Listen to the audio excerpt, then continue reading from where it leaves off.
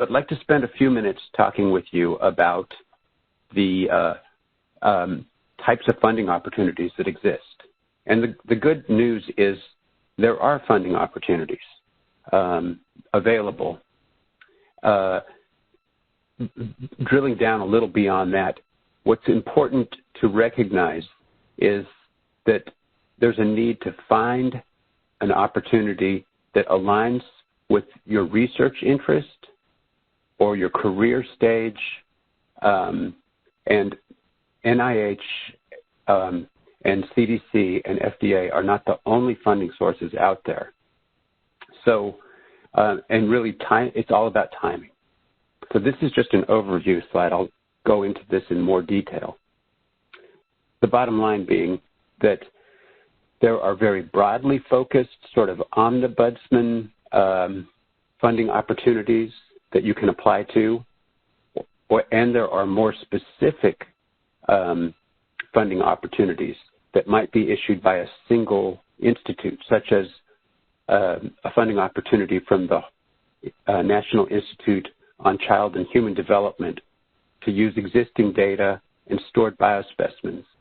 There's a joint funding opportunity of not only several NIH institutes, but also the FDA Center for Tobacco Products on tobacco and health. There is an National Institute on Aging funding opportunity to address using secondary data analysis in the life course. Similarly, the National Cancer and the National Heart, Lung, Blood Institute have sort of topic-focused notices, as does the National Eye Institute. Now, some funding opportunities are uniquely tailored to early-stage investigators or based on scope. The amount of funding available can vary.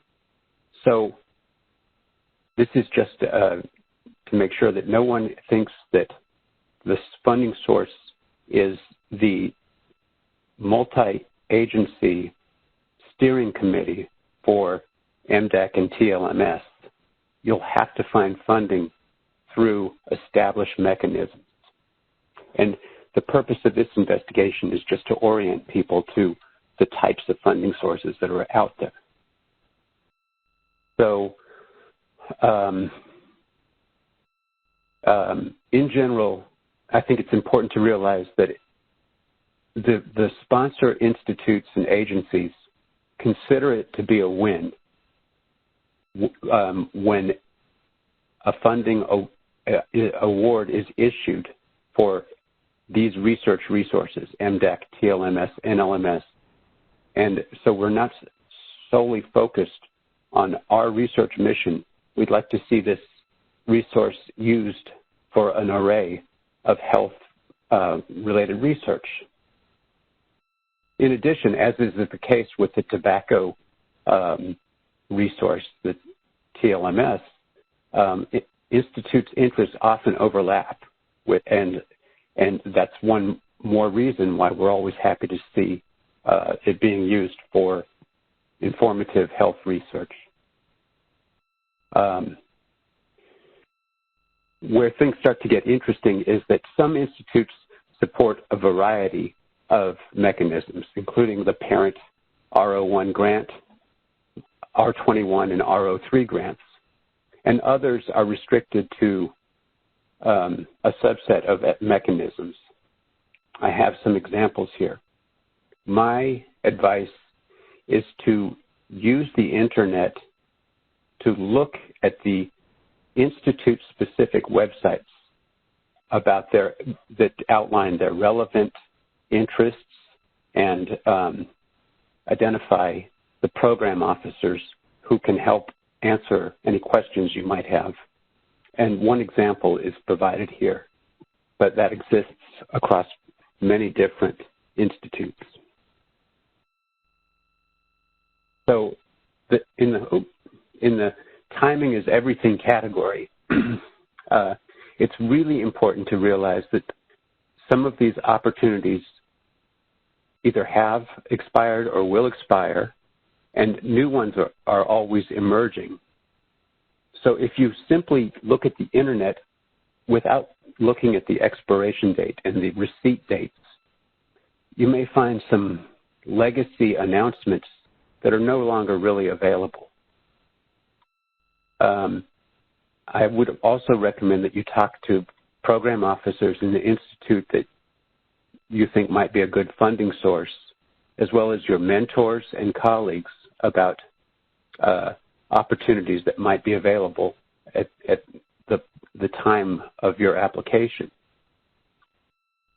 I also want to mention that not all projects need to be funded.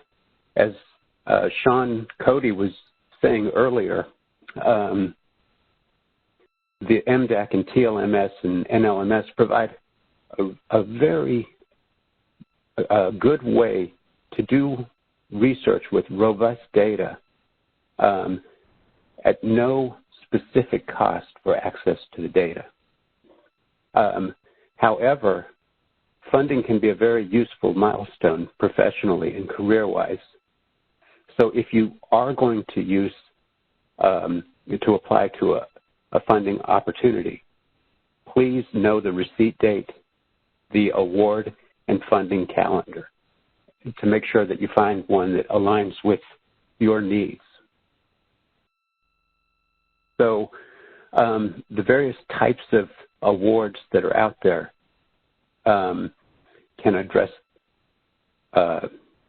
secondary data analysis needs as small grants to pay for a level of effort, or in some instances, very large grants may be needed because these are big data that could be aligned with other resources or done collaboratively with data from other nations, for example. So you've got to find the grant that matches with the level of funding as well that you're looking for. And this is for people who haven't written grant applications before, but it's really critically important to follow all of the instructions about page limits, to complete all sections, to use the proper formats and writing style. There's a grantsmanship, or grantspersonship, that's involved with this process, and it's a good opportunity to learn those skills. You'll also have to justify exceeding any budget cap that might be specified, and be sure to submit by the receipt date. So I'm just going to go through, for most of the rest of this brief presentation, some of the opportunities that are out there. So there's small research grants. The parent grant is funded by many institutes. This is an example, and you can see the application dates listed below. Some have already passed, and there are future application dates in October of this year and February and October of next year, for example. In addition, I mentioned that there's some specific research interests, and a good example of that is the use of secondary data for analysis of existing data on tobacco use. And that's funded by both the U.S. Food and Drug Administration Center for Tobacco Products and by several NIH institutes listed here. In addition, the National Cancer Institute has some funding opportunities of their own that may better meet your interests. And then there are small grants for secondary analysis by NICHD, NHLBI, and the National Eye Institute, just as examples. There are other potential mechanisms for funding research using this resource that I'd just like to briefly mention. One good example is the National Center for Health Statistics, which is a sponsor of this resource that we're talking about today, has a postdoctoral research program. And it's online,